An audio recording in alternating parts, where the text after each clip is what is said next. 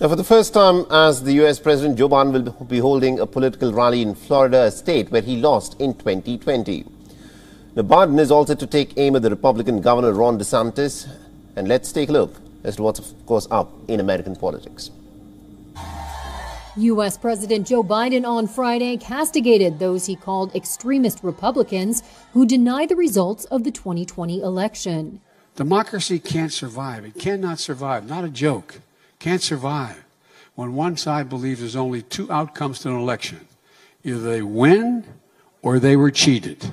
And next week, he'll carry that message right onto the turf of one of his foremost Republican opponents, Florida Governor Ron DeSantis. For the first time as U.S. president, Biden will hold a political rally in a state he lost in 2020 as he treks to Florida on Tuesday to stage a showdown with potential 2024 rival DeSantis. You glad to live in a free state? Biden is expected to offer his sharpest attack yet on DeSantis, a governor who has used the power of his office to rise to national prominence by shunning COVID-19 lockdowns, mocking Biden's age and abilities, penalizing Disney World for opposing a new state law limiting discussion of LGBTQ issues in schools, and recently flying Venezuelan immigrants from Texas to Martha's Vineyard.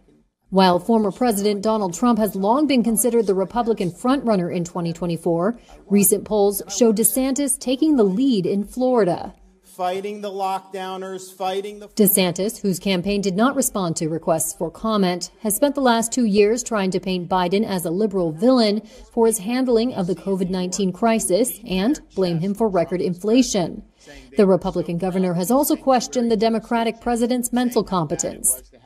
Biden's poll numbers remain underwater in Florida, but some Democrats say Biden's visit will give them a boost in a news cycle frequently dominated by DeSantis. The last time a Democrat won a presidential election in Florida was in 2012, when Barack Obama edged out Mitt Romney by about 100,000 votes. The GOP in Florida holds an advantage with 5.2 million registered Republicans versus 4.9 million registered Democrats. But between them lie some 3.9 million self-identified unaffiliated voters whom both parties are hungry to win over. WION is now available in your country. Download the app now and get all the news on the move.